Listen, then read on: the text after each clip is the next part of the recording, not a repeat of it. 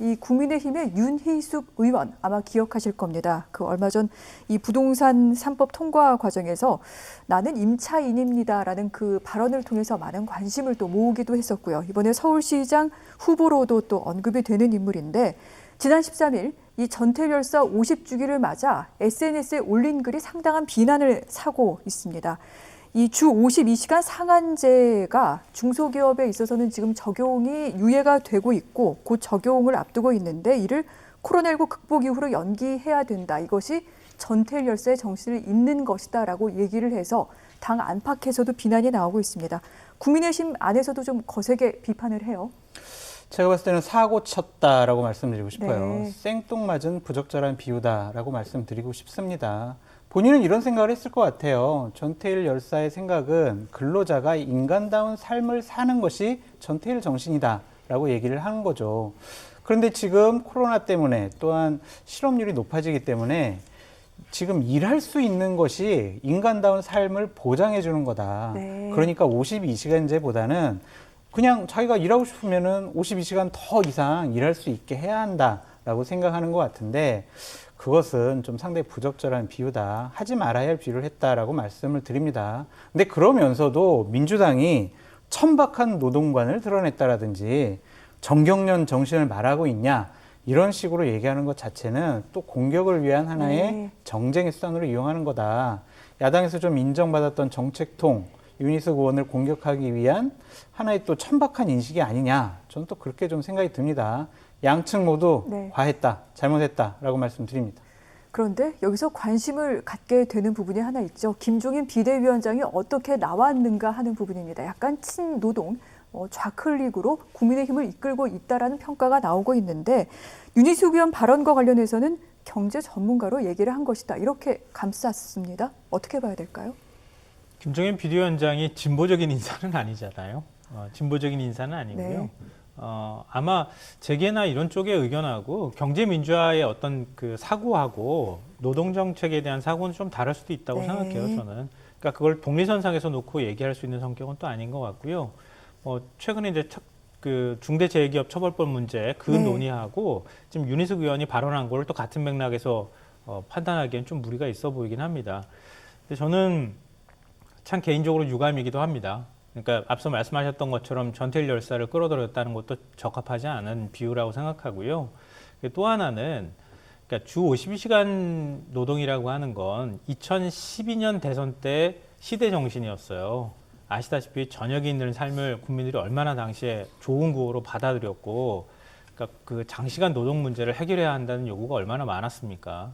그 이후에 우리가 굉장히 많은 논의 끝에 2018년 7월부터 겨우 이제 시행에 들어갔던 제도예요.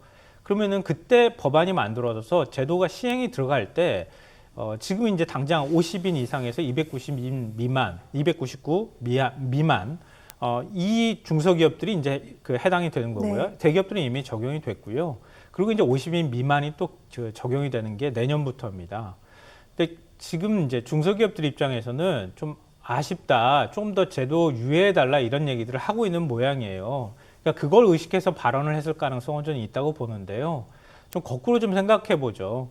그러니까 제도 시행에 들어간다는 사실을 다 모든 곳들이 알고 있었고 이미 예고가 돼 있는데도 불구하고 299인 미만인 경우에도 지금 이미 시행에 들어갔어야 하는데 처벌 유예를 해준 거예요. 근데 언제까지 계속 그러면 이렇게 해야 되는 겁니까? 그럼 제도 시행 안 하고 그러면 계속 또 밀어줍니까? 밀어주면 또 언제까지 밀어줄 겁니까? 이런 문제가 하나 남아 있고요. 이건 또 산업 구조 자체의 문제에서 말씀드리고 싶은 것은 한계 내몰린 한계 기업이라고 흔히들 이제 경제에서 말하는데요. 그러니까 한국의 중소기업들 가운데 특히 제조업 쪽에 한계 상태에 내몰린 기업들, 경쟁력이 떨어지는 기업들이 상당히 많이 있습니다. 근데 그런 기업들을 정부 지원이나 좀 다른 어떤 규제 완화나 이런 것들을 통해서 그동안에 억지로 끌어안고 가왔던 측면들도 있어요. 우리가 경제 구조를 좀 더 산업화해야 한다고 하는 당위가 있는데요.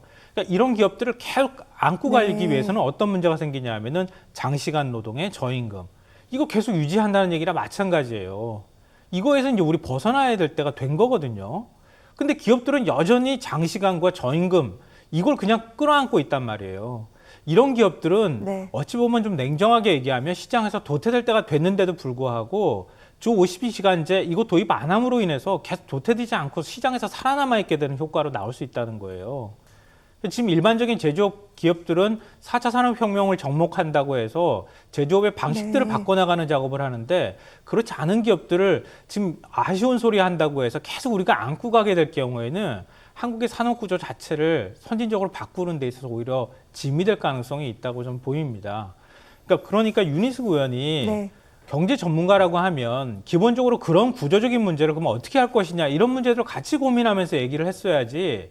그러면 지금 그 기업들에서 아쉬운 소리 한다고 해서 네. 전태일열사 끌어들여서 전태일열사도 이걸 바랄 것이다. 이렇게 설명하는 것은 좀 경제 전문가답지 않은 얘기라고 생각합니다. 특히 일부의 사례를 네. 가지고 마치 그게 대단한 문제인 것처럼 확대 재생산하거나 과장하는 얘기라고 저는 생각합니다. 알겠습니다. 경제 전문가로서 뭐 정책에 대해 반대할 수 있고요. 그 논의를 이끌어낼 수는 있지만 그 당시 굉장히 좀 절박했던 시대의 정신을 이 논리를 충족시키는데 사용했다는 그 부분에 대해서 사실은 여러 가지 비판 여론이 나오고 있는 것 같습니다. 여기서 소장님께 좀 여쭤보고 네. 싶은 내용이 있는데요. 김종인 비대위원장 사실 어떤 그 전략적으로 메시지는 계속 내고 있습니다만 이렇게 당 안에서 이 부분과 엇박자가 계속해서 나는 것 같아요. 왜 그럴까요? 저는 두 가지 이유라고 생각을 합니다. 기본적으로 국민의힘에 있는 의원분들은 네.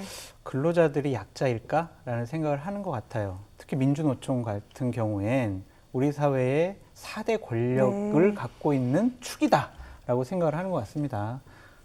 어차피 우리 사회에서의 약자는 노동자들일 텐데 이것은 이제 민주노총과 한국노총이라는 집단화된 네. 하나의 권력기관이 돼버린 것이 아니냐라는 그런 생각 때문인 것 같고, 또 하나는 약자였던 분들이 없어요. 국민의힘의 의원들 중에서. 네. 그러니까 약자의 삶이 어떤 건지를 모르죠. 그렇기 때문에 약자를 위한 정책, 입법안을 마련하는 것이 진정성 있게 나오지 않는 거예요. 한 가지 예를 들어 드릴게요. 저번 주에요. 여의도 연구원에서 한국노총하고 네. 그 노동 문제 때문에 세미나를 열었어요. 그랬는데 한국노총에 참여하신 분한테 한 말씀 하세요. 애로사항 있으면 말씀하세요. 그랬더니 그분 첫 마디가 뭐냐면요. 아니, 다 갔는데 내가 얘기한 거 누가 들어줄 거냐 이런 거예요. 김종인 위원장, 주호영 원내대표 인사말만 하고 간 거예요. 그러니까 지성욱 여의도 연구원장이 저한테 말씀하시면 제가 이렇게 전달해 드리겠습니다. 진정성 있는 모습이 네. 아니잖아요. 아직도 모르는 거예요. 그러니까 이분들이 체험 약자의 삶 이렇게라도 해서 그분들이 진정하게 느끼는 어려움이 뭔지를 알아야 정책과 입법으로 나타난다. 억지로 세미나하고 뭐 대안 마련해봐라 한다고 한들 머릿속에서 네. 나오지 않습니다. 이런 것들은 진정성 있게 현장 체험해라 라고 말씀드리고 싶어요. 알겠습니다. 국민의힘이 노동자의 삶 그리고 서민들의 삶 속으로 좀 더 진정성 있게 다가설 필요가 있다.